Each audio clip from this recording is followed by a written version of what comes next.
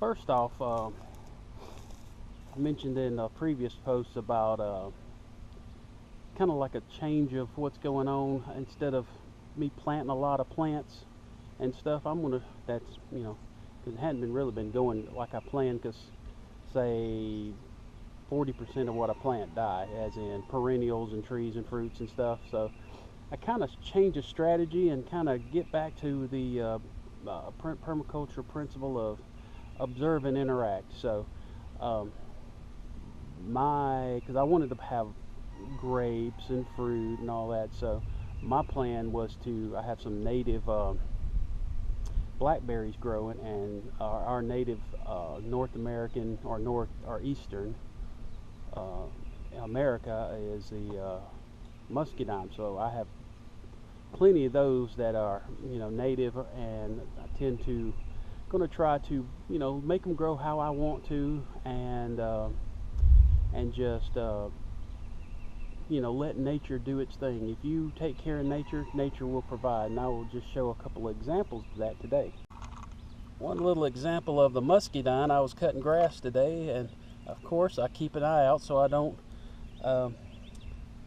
run over little guys like this. So as you can see, a little muscadine vine is growing, and we're going to try to, I like where it's at. So it's kind of where I like where my kids love to play and all that. So it's not on the edges of my property and on the verge of wilderness. It's in a line of pine trees, but kind of out here on its own. So we're going to try to take care of that and propagate it,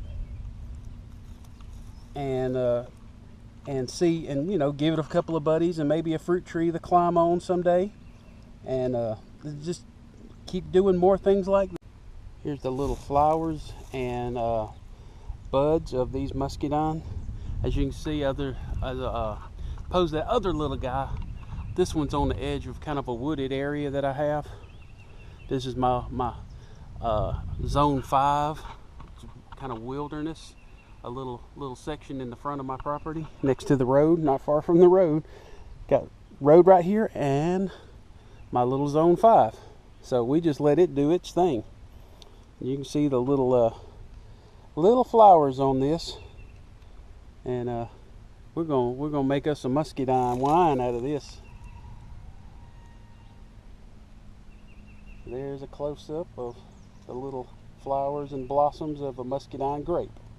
Right. I love to sprout black oil sunflower seeds to give to my chickens as supplemental feed. And sometimes when they don't eat those seeds, they sprout. And they hadn't blossomed yet, but you got a little a black old sunflower, 2 of them right here together growing. I always love to find stuff like that. My compost pile, I filled it back up today. This is the new stuff, and this is all the old stuff that's starting to compost. A little update on that. So let's get out of here before the rain came. It's pretty much has rained every single day this month, every afternoon anyway. Look at those clouds. A look at my blackberries they're starting to ripen. They are kind of small, but these are young plants. They're wild and natural. We got one that is ripe right here. Ooh, good. Ooh, a little tart though. That's still good. So hopefully we get some good good blackberries out of this one too. So, and you can see these things are going wild. They're growing like crazy. Again, you can see where I kind of cut around them, so the lawnmower wouldn't cut them down. It's kind of unkept, but that's the way nature is sometimes. But I will move these and get it kind of cleaned up. This is not too far from, and again, this is not too far from that muscadine. And again, I'm cutting grass. I try to stay away from this little guy, a blackberry. There's tons of these growing, so I'm just gonna like I said, there's another one right there. there's 4 within 3 feet of each other right here. Like I say, we're gonna just let it do its thing, and maybe propagate it, move it where I want to.